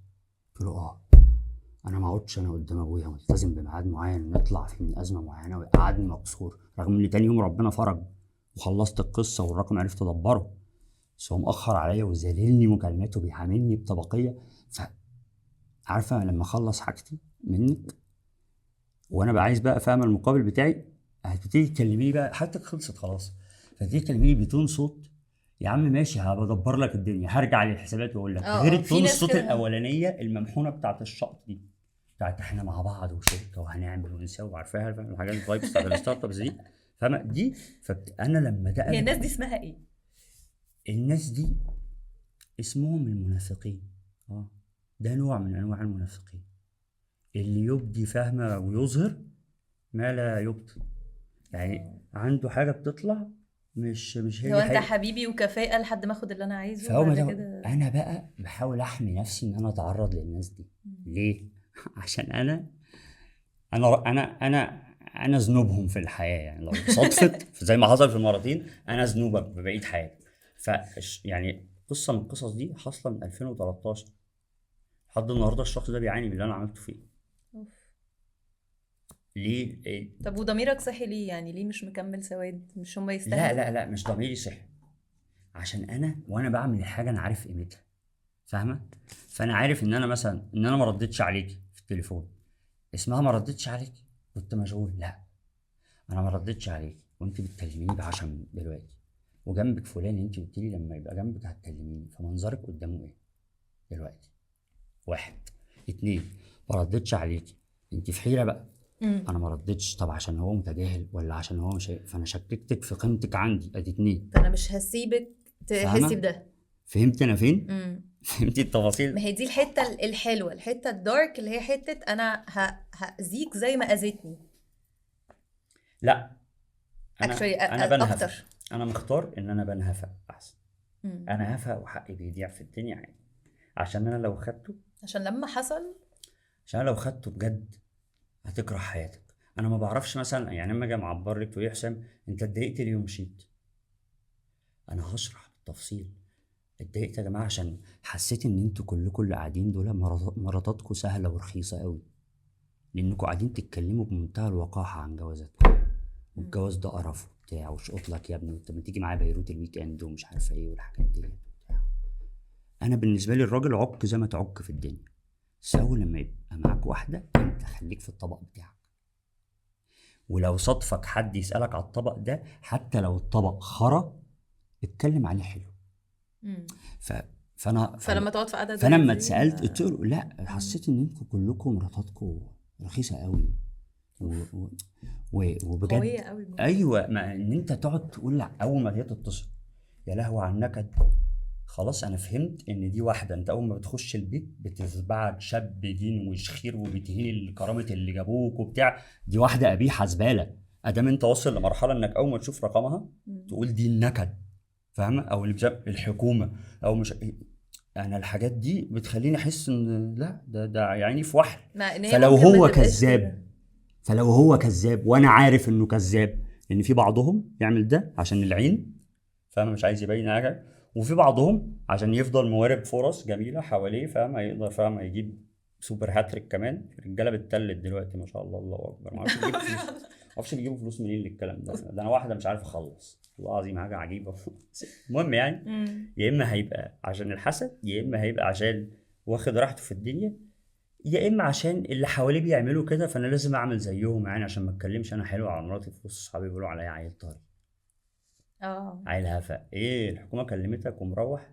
ايوه انا مش جايب كلب بلدي، دي مراتي. حساك دونت تيك بولشيت، يعني خلاص اللي هو يا تبقى بني ادم حقيقي وطبيعي مش هقعد، والله ما هقعد. انا في قعدات والله العظيم معزومين غدا عند حد في بيت حد، ومره واحده هتلاقي السلام عليكم يا جماعه انا لازم امشي. ليه؟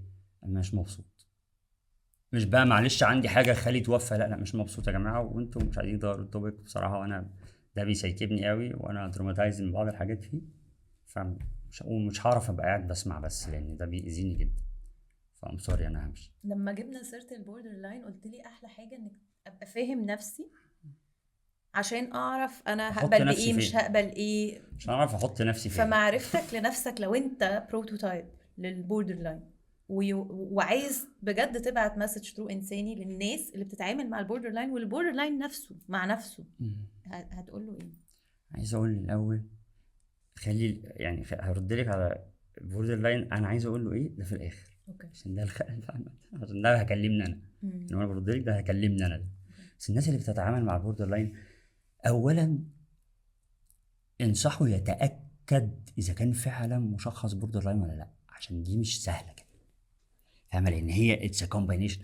لحد النهارده وانت ادرى مني واعلم ما شاء الله تبارك الله عليكي، ما جابوش سقف الفهم لتركيبه واحده بس من البني ادمين السايكوباتي، لحد النهارده بيدوروا ورا دوافعه، فاهمه؟ ولحد النهارده مختلفين، ده بقى الجينات ولا دي ترومه الطفوله ولا ده غدر الكبر ولا ده فاهمه الفلوس الزياده، ما حدش عارف يفصل في الحاجه. فلحد النهارده في كلام، فبما ان في كلام طول الوقت، فاذا عشان تاخد معلومه مؤكده محتاج ما تاخدهاش من واحد بس، هو مش دور برد. لما نفسيتك تبقى تعباك ده مش دور برد يا معلم هتروح ترفع له واحده اوجمانتين و2 كونجستال وشويه سبيرتو على صدرك وهتنام تصحى، لا. ده معروف بيحصل فيه ايه. النفسيه انت هتجرب، فما فيش مريض اكتئاب واحد على الارض بياخد نفس دواء مريض الاكتئاب اللي جنبه والنفس الافكت بيحصل في حياته، في تركيبه فاهمه حواليه. يعني انا ممكن اقول لك روحي اعملي 1 2 3 4 5 6 عشان تبقي كذا كذا كذا كذا. انا عارف بقى اخوك اللي اول ما بيروح يخش عليك الباب من غير ما يخبط، فاهمه؟ ويقعد يهزر معاكي ده ضيع لك وقت قد ايه؟ معرفش ابوكي بيتعامل معاكي ايه، راجع من الكورس يا الهبل اللي بتعمليه ده وتضيع وقتك ومش عارف ايه، معرفش ايه الظروف اللي حواليك. لكن انا هديكي فهم اللي هتروحي بيه، بس اللي هل بقى انت هتعرفي الطبيعي زي ما هو؟ لا. اذا في الصحه النفسيه بالذات ونتكمز تو تشخيص، لو سمحت اسمع من 1 و2 و3. لازم دكاترة نفسيين. دكاتره وسرش كويس قوي. وانا ادعي ان لو في حد بوردر لاين فهو عبد ريسيرش لوحده اصلا، من في المطلق. هو بيبقى عايز يدور مش ويفهم هتقولي لي حاجه كده فاهمه واروح عادي، هروح اجيب السلال اللي جابوها فاهمه وهطبع. انا عندي بجد مكتبه تقريبا قد الحيطه دي، عرض الحيطه دي كلها، سقف على فكره، سقف من الارض، كل ده نصها ورق مطبوع ريسيرش. كل دي على ايه بقى؟ ممكن ريسيرش اعمله 3 4 ايام على جمله مثلا. حد قال لي هو يعني ايه انفصال عاطفي؟ عايز تفهم بقى يعني. هجيبه بقى كله، اجيبه كله، واجيبه لحد فاهمه في الاغريق كانوا بيتكلموا عن الموضوع ده، الفلاسفه بيقولوا ايه والدين بيقول ايه فاهمه.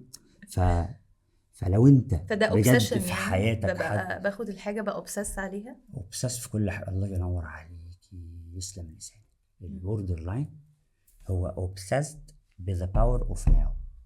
فاي حاجه بتحصل هو بيوبسست ان هو يرياكت فيها الرياكشن بتاعها. فلو حصل حاجه عكننتني انا هتعكنن وههيئ المناخ حواليا للعكننه. طب وهعكنن اللي حواليا؟ لا لا لا لا، بالعكس، ده انا لا، هروح أنا. ما هو لوحدي بقى، ده بالعكس، ده انا هروح اعكنن عليا لوحدي عشان انجوي العكننه. ده ممكن يحصل في حياه البوردر لاين يوميا، في اليوم 3 4 مرات، عشان زعل كويس، عشان عرفت اشرح انا زعلان ليه. انا زعلان عشان روحت، عشان مشاعري كانت اوفر وعرفت اشرح وفهمتها كويس. فانا ساعات فلازم هروح ادور فور ايفر طبعا لحد ما الاقيها. ساعات بتبسط بالاحزان جدا زيها، يعني بتعامل معاها ان هي ده انا مبسوط النهارده عشان نكدت كويس، عشان دخلت بقى جبت بقى عمرو حسن كل القصائد بتاعته اللي دارت حوالين خلينا اصحاب. هخش اجيب المتنبي كان له جمله جميله جدا في التوبيك ده. طب ايه ده؟ الجمله دي بقى سايكولوجيكال شرحها كذا كذا كذا. الله، ده في ايه كمان في القران بتقول نفس الكلام دوت. الله، فاليوم هيخلص معاه حلو برضه في الاخر. فهماني، هبقى فاهم في ايه. فلما تيجي تقولي لي انت عامل ايه، فضلت ساكت ساكت ساكت، قال لي الحمد لله. قلت لي اول جود، قلت لك لا بس الحمد لله. فانا مش هنافق في الرد نهائي، مش هقول لك انا كويس كده واديها فاهم ولا تمام. لا مش تمام، انا مش تمام، انا تعبان قوي وبكافح كل يوم نفسي فاهمه بشكل مرعب، وفرحان بنفسي ان ذا سيم تايم ان لحد النهارده لسه عايش. عشان اللي زيي المعادلات دي كان فقط صوابه في اي وقت وخلص باي شكل بقى، بتعاطي، بانتحار، وات ايفر. بس اوفرول لو في حياتك حد بوردر لاين وتاكدت من بوردر لاين، لو سمحت اسمعه. ده شخص عايز تشتريه، اسمعه، واسمعه بجد لو سمحت.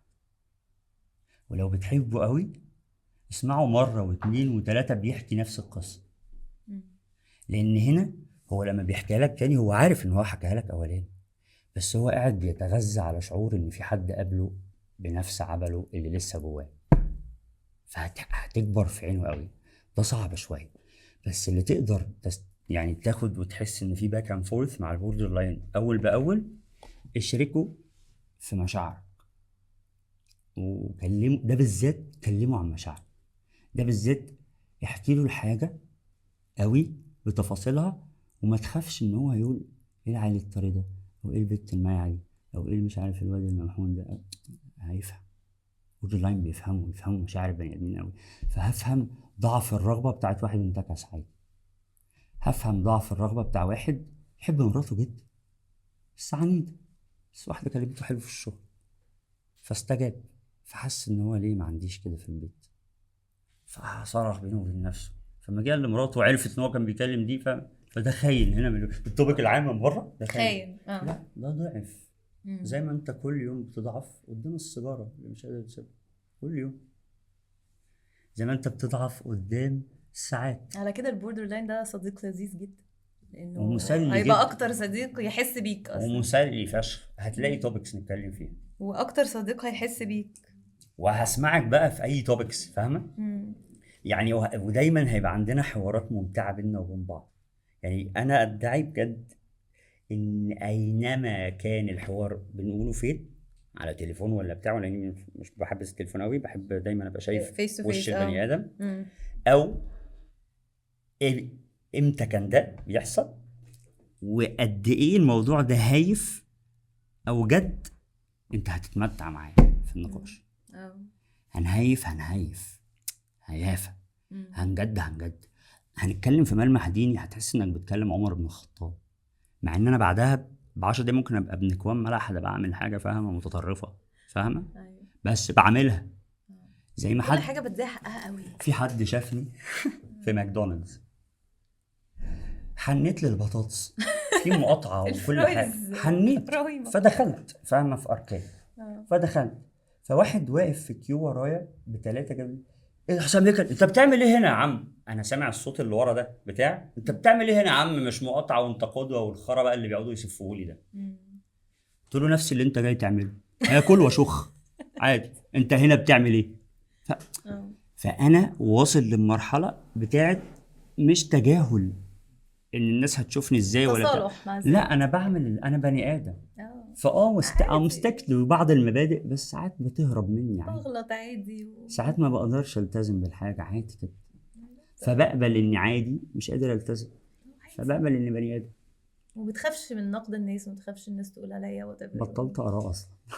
اه. فاهم؟ يعني اه. ممكن على فكره عشان كان عندي تعليق ليك على عامل اخر مش عبيط عارف صباح ايه. الفل يعني ولا؟ لا ما بقللش من الناس عشان ده عيب مم. ان انا اقول لحد رايك مش مهم ومش عارف ايه وكده، لا. بس ممكن لو حد يعني فاهم ناضج وهيستوعب ردي. حسام انا كنت عايز اقول لك رايي بس كده تعليق يعني كده على طريقتك، وانت يعني هنا مفيش، فهمت انه مش خلينا هيتكلم على تكنيكاليتي، اه. هيتكلم على طريقتي فاهمه، مم. او اسلوبي في التفكير او مش عارف ايه، مم. على طريقتك مش. طب معلش بس انا حاليا مش مدي مساحه ان انا اسمع هذا النوع من التعليقات. لو عايز تقول لي حاجه تكنيكال اوكي، لكن طريقتي قاعد ازاي، لابس ايه، بتحرك كتير مش ايوه، عارف ايه حدود. حط حدود لا، بس مش ههينه في الاخر. ايوه. بس لو ساق فيها هتهينه طبعا. طب ما تلم يالا البربور اللي على مناخيرك ده فاهم. خلاص مش لازم الاهانه في انساني بقى. لا ما انا خلاص. بقول لك بقى، لا وضحنا. بوردر لاين، ده بوردر لاين، اه. انت بتحللي بوردر بلاك لاين وايت. ده بوردر لاين. نايس. فههينك يعني كان في واد زمان الله يمسيه بالخير، معرفش غالبا خرج من الحبس دلوقتي. انت ده حبسته ولا لا حبس نفسه؟ ديلر اتحبس. هو كده ديلر كنت بتعامل معاه زمان، قال لي جمله فضلت في ودني وهي نورت اخر سنتين، اما افتكرتها صدفه الجمله ديت ولقيتها بتوصف حال الانتقام بتاعي. هو بيقول لي فاهمه بالصياعه كده فاهمه في وسط حوار، عم حسام ده انا اللي بهين وذل وشتت وضل، 4 حاجات الشيطان ما يقدرش يعملهم مع بعض. بهين وذل وشتت وضل، يعني ده ميكس فاهمه هرقل عظيم الروم فاهمه مع مسيلمه الكذاب مع فاهمه مع فرعون، ميكس خرا فاهمه. انا فعلا لما باجي انتقم ههينك مش عايز اشرح عشان هفتكر ممكن بجد احكي اللي عملته في الشخص ده، بس ده انا ادينت. طب استنى كده، لو 2 بوردر لاين دخلوا علاقه، هل دي حاجه ممكن تحصل؟ شكل العلاقه دي هيبقى ايه؟ ما اعرفش، ما اقدرش، ما جربتش، ما اعرفش حاجه اللي ما جربتهاش صدقيني. ممكن ابني وجهه نظر اقول هيبقوا حساسين قوي مع بعض، بس ممكن الحساسيه الزياده دي هيبقوا ماشيين مع بعض بالشوكه والسكينه وتبقى خوته بنت كلب. لازم في واحد فينا يتغافل، فعديلي عديلي زي ما انا باخد بالي من قوي وانت بتكلميني تشكريني شكرا يا حسام ان انت خدت بالك، وانا برد على البنت وهي بتغير لي الفستان المقاس اللي رحنا مع بعض، ورحت هي قالت لي انا بحبك قوي متابعاكي، فانت شكرتني بعدها ان انا اديت وقت للبنت ووقفت وصورت معاها وعدت الصوره لما كانت مهزوزه، شكرا انك شكرتني ان انا كده، شكرا انك واخد بالك ان انا كده. لو احنا الاتنين كده فبرضه اما يحصل العوق هنفهم هنطلع عين بعض. ما هي دي بقى انه يعني هو حلو انه شكرا انك شكرتني، وهنخش في ان احنا ما اعرفش بنمتن قوي لبعض. هل اصلا الطبيعي ان البني ادمين اللي مع بعض بارتنرز يعني يبقوا شبه بعض قوي؟ انا لسه مش متاكد من ده. بيكملوا بعض ما اعرفش برضه، فعلا بيعطلوا بعض ما اعرفش. خدت بالك من كميه مش عارفين ما اعرفش اللي عمالين نقولها؟ ما هو ده الطبيعي، وده اللي احنا بنحاول نوريه في انساني، ان هو ده الطبيعي على فكره. ما بيجيلي مش لازم ابقى عارف يعني اي مشكله بتجيلي بين اتنين اتعلمت مؤخرا ان انا اتعاطف مع الظالم والمظلوم بالسواسيه لحد ما افهم فيه ايه. صح. لان حتى اللي ظلم مم. في كله برضه فاهمه جايبه من تحت قوي فاهمه هين. مليون في المية. بيقولي لي امتى هرد على السؤال الاخير بتاع بوردر لاين. ما هو ده. اقول لك تقول ايه للبوردر لاين؟ اقول له انت ربنا مديك نعمه من ريحه النبي تحس بالبني ادمين كلها. فانا ولله المثل الاعلى طبعا ربنا لما بيشرح لنا في القران عن النبي سرد القران عبقري جدا في الوصف. ولقد نعلم انه يضيق صدرك بما يقولون. يعني في كونفرزيشن بتدور قدامك بيتقال فيها تفاصيل مرعبه وانت بتحاول as much as you can ما تبينش ده على ملامحك عشان الصحابه ما تتاثرش، بس صدرك ضيق فاهم التفصيله طبعا. فاهم الشرح والسرد. أيوة. احنا كده بوردر لاين. انت جاي تحكي لي مصيبه وانا عندي مصيبه 10 اضعافها، والله هقف اسمع واركز فيها واحاول نسعى ونحل وانا بنتصر على اصوات مرعبه جوايا. يا ابني ما تخليك في المصيبه اللي انت فيها. فاحنا واخدين حاجه من ريحه مش عايز اشبه نفسي أيوة يعني طبعاً، انا فاهمة عيل برضه قصدك. زباله في الاخر. مش قصدي، أنا بقول لك لا ايوه انا فاهمه برضه بتكلم قصدك. عن بس انا بتكلم قصدي عني كده. مش بشبه. فاهمة. بس ده ليفل من الذكاء العاطفي لا يدركه الا اولياء فاهمه انبياء مجددين. ليفل الذكاء العاطفي اللي بتقدر بيه تتوقع. انا لو قلت لك كده دلوقتي ده ممكن يلينك معاكي في موضوع انك اتجوزتي صغيره، وهو موضوع اصلا مش بنتكلم في الجواز بس خايف ان الجمله دي تلينك معاكي خايف فتخليها ان عليا انا وخايف على اندمج مشاعري. فلا فقد اكون بسكت اكتر فاهمه ما بس دي الحته بتكلم احنا المنوره، انما الحته الضلمه دمار شامل. هو ده الجزئيه التانية. فانت عندك ذكاء عاطفي جميل قوي as much as you can. امشي في حاجة الناس لانك مش هتعرف تحل مع نفسك. دي تجربتي انا، ده اللي انا فاهمه عني. انا مش عارف احل حاجتي بس صايع قوي وشاطر جدا في حل حياة الناس، بس انا مش عارف احلها. فما تركزش مع نفسك وركز بجد انك تسعى في حاجة الغير، لان الهائك في حاجة الغير بجد في رصيد مشاعر هتاخده من الناحية دي I can assure you انه هيكفيك تنام وتصحى تاني يوم من غير ما تعمل اي مشاكل مع ربنا. بس انت جميل قوي يا حسين هاي قوي. مش غرور ده. لا والله انا اهيف ان انا اتغرى على حد، وده مش معناه ان اني انا مش ما ذو مكانه. عملتش او لا مش بالظبط. لا Yes. انا جامد قوي وعارف ان انا جامد قوي في ايه، وعارف ان انا فاهمه طين فاهمه وعيل بشخه في ايه، وعارف محدودياتي عارف فين ده وعارف ده فين، بالظبط. عارف الاتنين فين. بس وانا بقول لك انا جميل قوي عشان انا ذاكرت السوق كويس قوي وشايف ان اللي انا بعمله حتى لو في محيط الدايره الاولى مش الفاهمه مش الاثر بتاع السوشيال ميديا اللي انا بعمله، لا ما حد نادرا ما هتلاقي الايثار ده عند حد، نادرا ما هتلاقي الطيبه دي عند حد، نادرا ما هتلاقي واحد يا عيني الدنيا هيناه ومتداس على وشه فاهمه عطيان وصاحي تاني يوم الصبح مسافر مع حد فاهمه المنصوره بيعملوا مش عارفه ايه عشان هو قال له تعالى معايا انا محتاج اتجنن. هيعرف يجنب، محدش بيعمل ده. فانا جميل قوي بس مرهق قوي بس متفائل قوي ان شاء الله ربنا يبعت لنا فرس نهر كده خطيره يا ابني ارحمني بقى البودكاست هيبوظ مننا. طب ايه اكتر حاجه نفسك تجيلك دلوقتي؟ اكتر حاجه نفسي فيها تبطلوا سواقه بجد يا ابني بقى خلاص بقى. وحاولوا تتعرفوا على المطبخ الفتره الجايه بجد جميل. انت عايز تتخانق؟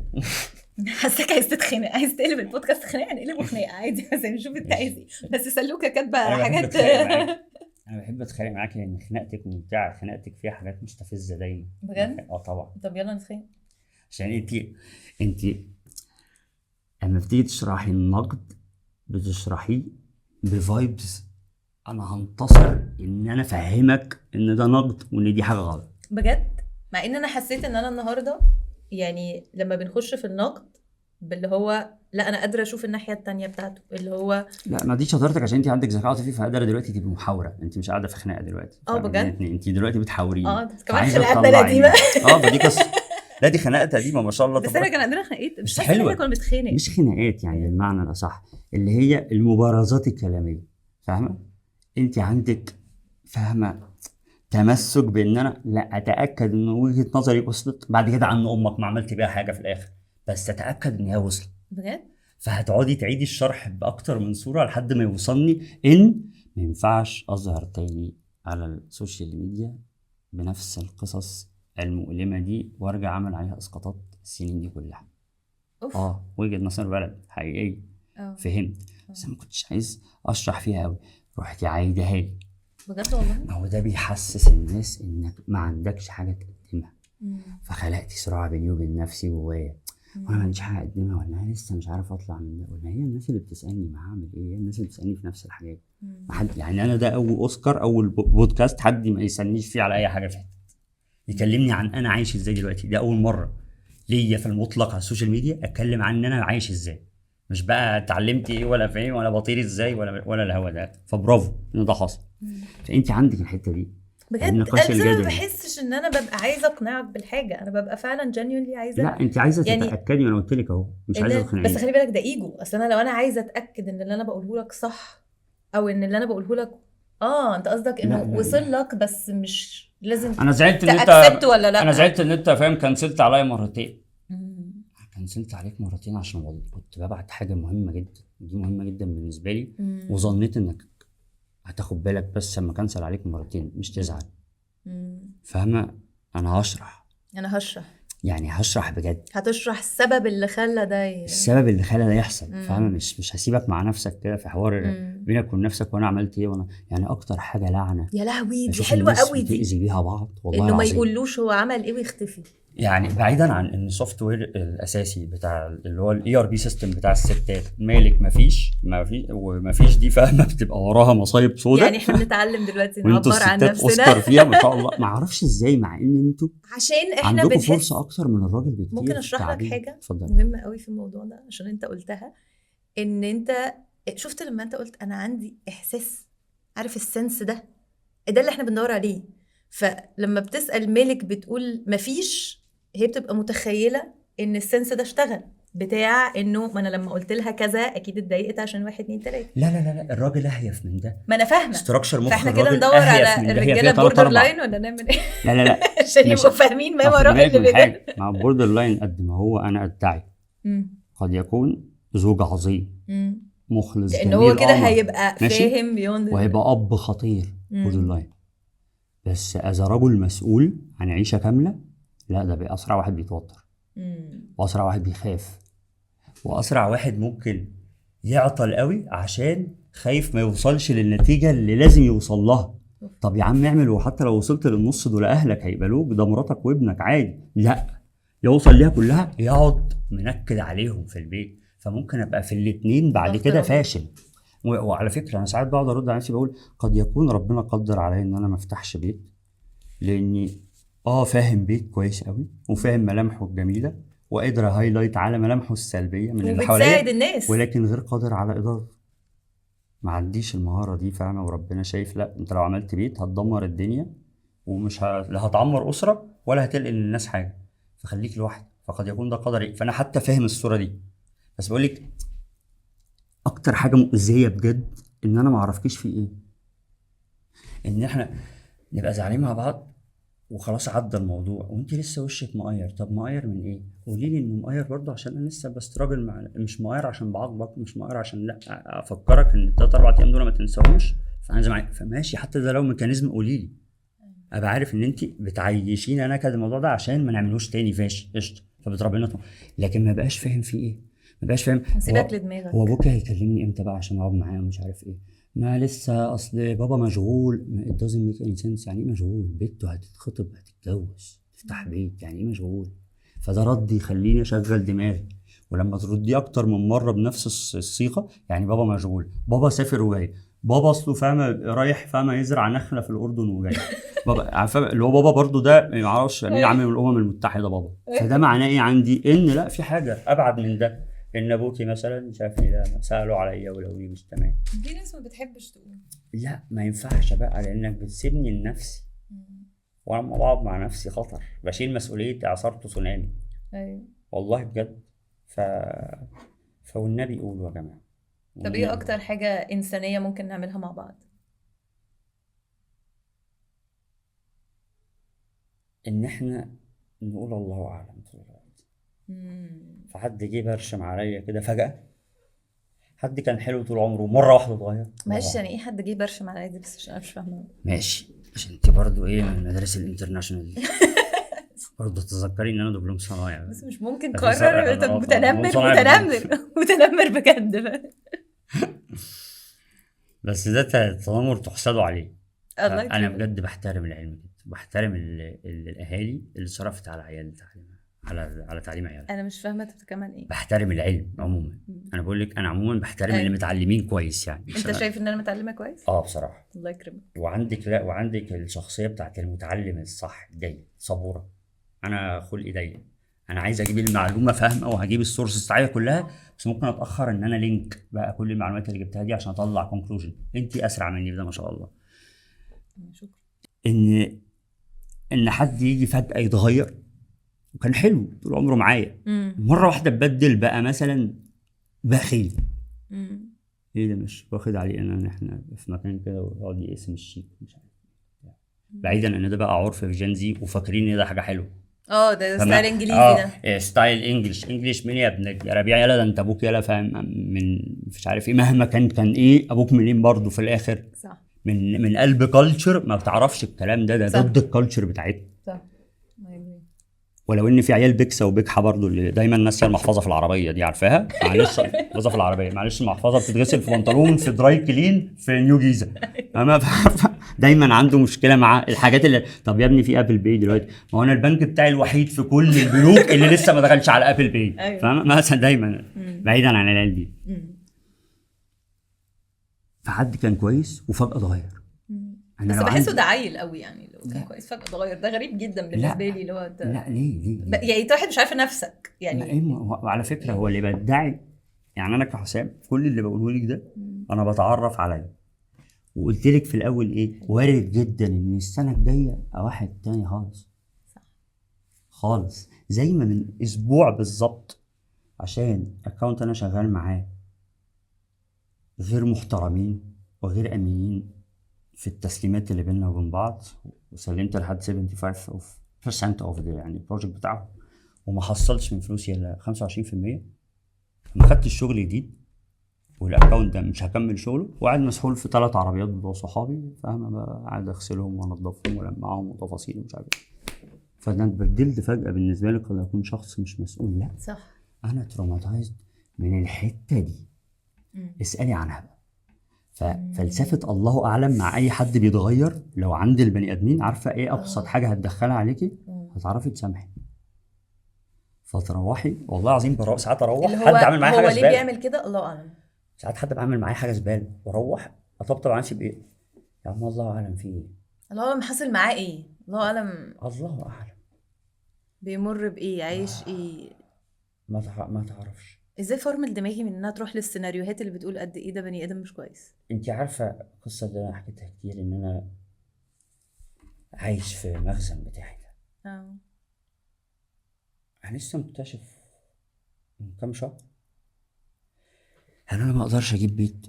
اقدر، وبيت حلو قوي، فلوسه حلو قوي، وانا شاطر قوي في الشغل وبعرف اجيب اي رقم انا عايز اجيبه. على فكره الحمد لله لما بعوز اجيب الارقام بعوز اجيبها بجيبها، بس ما بعملهاش. اعرف ان انا مش عايز اجيبها، يعني مش عايز تبقى معايا عشان مش عايز اعمل بيها الحاجات اللي ممكن تشتتني في اللي قدامي ده كان بيعملها عشان انا معايا ولا لا مثلا. فاما بروح لحد فين، فانا لسه واخد بالي من كام شهر لا انا فاضل قاعد هنا عشان ده شبهي، عشان انا مكتوب عليا عدم الاستقرار وعدم الثبات. فانا مصدق وانا قاعد جوه المخزن ده اني كحسام ده تمام. انت مش بتاع بيوت يا ابني، بتاع مكان مؤقت تنام فيه كده كام ساعه عشان تبرع على طول. ده تهذيب ذات. لا انا خدت بالي ان ده اللي مقعدني، ده السبب اللي مقعدني، ان المنظر ده وكل حاجه فاهمه زحمه حاجات في اوضه 4 متر في 4 متر. انا عايز ده تماما. فانا حاطط نفسي في الصوره اللي توزن وتخليني اقبل اللي انا عايشه ده كله. مش هصدق واروح اعيش شبه العيشه اللي الناس عايشاها، لا، لان انا لما اجي اعيش عايز اعيشها بجد، مش عايش على الحركرك دي، فاهمه؟ فانا عايز فقاعد لوحدي زي ما قاعد لوحدي هنا، بس هنا حاجتي كلها حواليا مع عملياتي محدده، فاهمه؟ عايز اروح الحمام امشي 600 متر للمول اللي ورايا، او اخد العجله او اخد العربيه. منتظم في الجيم كل يوم ليه؟ عشان بستحمى هناك، ما عنديش حمام في البيت. فاهمه السايد افكت؟ فاهمه والله فاهمه بجد كل حاجه متلنكه انا بتسيرف صحتي حاجه ظبطت على تانية. البتاع ده. ما انا بقول لك هاخد بالي من التفاصيل دي، فانت هتشوفيني بهرق تقولي بس عيل يلا قاعد في المخزن كده، يعني ايه يحكي عادي القصه؟ الله اعلم، ما تعرفش انا قاعد في ايه. انا اقعد في بيت احلى من اهلك يتخيلوا يقعدوا فيه. ممكن، اقوى حاجه من وجهه نظري ان انا عايزه ابقى هناك بس عشان دي مرحله معينه في عشان ده حياتي انا بيطبطب لي على محتاجها. ملف، ده بيطبطب لي على ملف عندي، فاهمه؟ اللي هو اه عشان اصدق اني، ما هو ايوه، ما هو مين دي اللي هتخش حياتك وانت عايش العيشه دي؟